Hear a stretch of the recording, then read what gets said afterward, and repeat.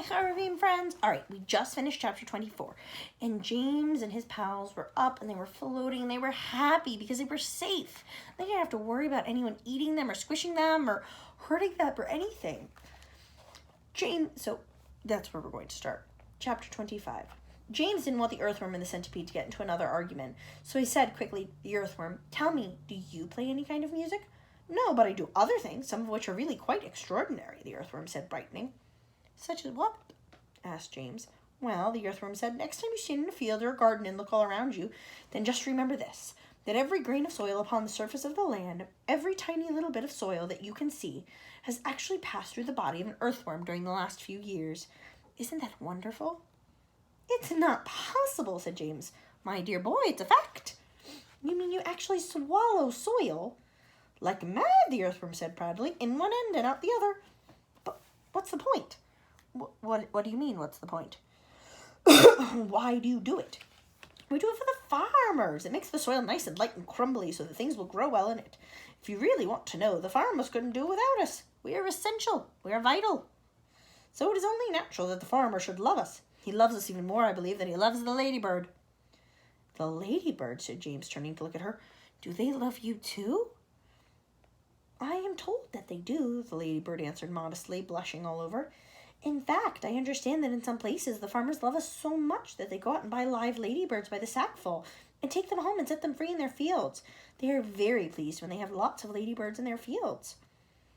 But why? James asked. Because we gobble up all the nasty little insects that are gobbling up all the farmers' crops. It helps enormously, and we ourselves don't charge a penny for our services.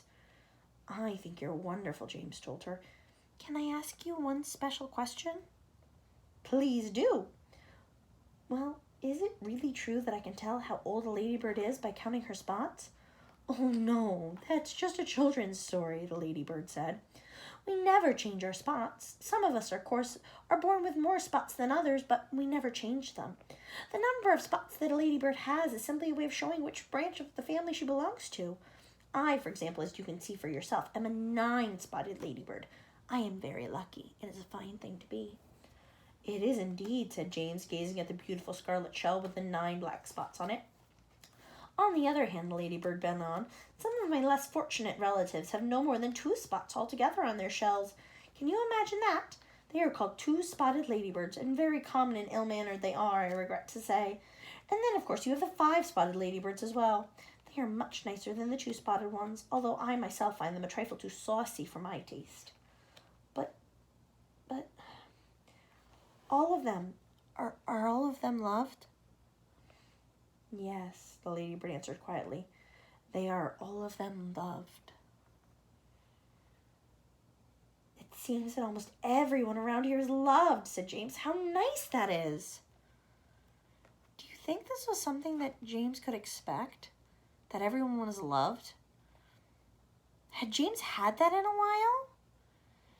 Since he had lived with his aunts, had he ever felt loved or cared for or taken care of? So how do you think it felt to him to finally be with a group of people who were loved, who would love him back and who would help take care of him? How would you feel? Let's keep reading. Not me, cried the centipede happily. I am a pest, and I'm proud of it. Oh, I am such a shocking, dreadful pest. Here, the earthworm said. But what about you, Miss Spider? Asked James. Are you also much loved in the world? Alas, no, Miss Spider answered, sighing long and loud. I am not loved at all, and yet I do nothing but good. All day long I catch flies and mosquitoes in my webs. I am a decent person. I know you are, said James. It is very unfair the way we spiders are treated, Miss Spider went on.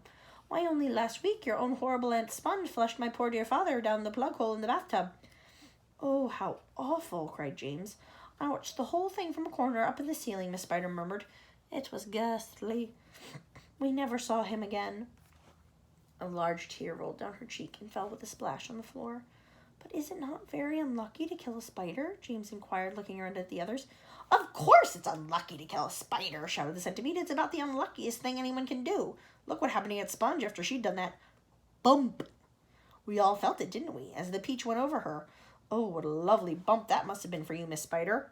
It was very satisfactory, Miss Spider answered. Will you sing us a song about it, please? So the centipede did. As the centipede finished, Miss Spider was very excited. Oh, that was very nice, Miss Spider said. Now can you sing one about Aunt Spiker? With pleasure, the centipede said, grinning. Everybody clapped and called out for more songs as the centipede finished, who at once launched into his favorite song of all. But as he began singing, the centipede was dancing.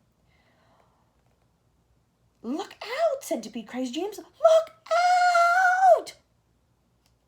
Oh. Chapter 26. The centipede, who had begun dancing wildly around the deck during his song, had suddenly gone too close to the downward curving edge of the peach, and for 3 awful seconds he had stood teetering on the brink, swinging his legs frantically in circles in an effort to stop himself from falling over backward into space. But before anyone could reach him, down he went. He gave a shriek of terror as he fell, and the others, rushing to the side and peering over, saw his poor long body tumbling over and over through the air, getting smaller and smaller until it was out of sight. Silkworm, yelled James. Quick, start spinning! The silkworm sighed, for she was still very tired from spinning all that silk for the seagulls. But she did as she was told. I'm going down after him, cried James, grabbing the silk string as it started coming out of the silkworm and tying the end of it around his waist. The rest of you, hold into the silkworm so I don't pull her over with me, and later on, if you feel 3 tugs on the string, start hauling me up again. He jumped and went tumbling down after the centipede, down, down, down toward the sea below, and you can imagine how quickly the silkworm had to spin to keep up with the speed of his fall.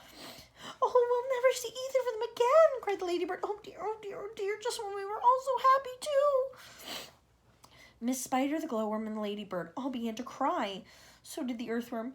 I don't care about the bit about the centipede, the earthworm sobbed, but I really did love the little boy. Very softly, the old green grasshopper started to play the funeral march on his violin, and by the time he had finished, everyone, including himself, was in a flood of tears. Suddenly, there came 3 sharp tugs on the rope. Pull! Shouted the old green grasshopper. Everyone get behind me and pull! There was about a mile of string to be hauled in, but they all worked like mad, and in the end, over the side of the peach, there appeared a dripping wet James and a dripping wet centipede, clinging to him tightly with all 42 of his legs. And there they are. Saved! He saved me! Gasped the centipede. He swam around in the middle of the Atlantic Ocean until he found me. My dear boy, the old green grasshopper said, patting James on the back. I do congratulate you. My boots! Cried the centipede. Just look at my precious boots. They're ruined by water. Be quiet, the earthworm said. You were lucky you're alive. Are we still going up and up? Asked James. We certainly are, answered the old green grasshopper, and it's beginning to get dark. I know. It'll soon be night. Why don't we all go down below and keep warm until morning, Miss Spider suggested. No, the old green grasshopper said. I think that would be very unwise. It will be safer if we all stay up here through the night and keep watch. Then if anything happens, we shall be ready for it. So, my friends, they just almost lost Centipede, but James was very smart and very quick, and he got him back pretty fast.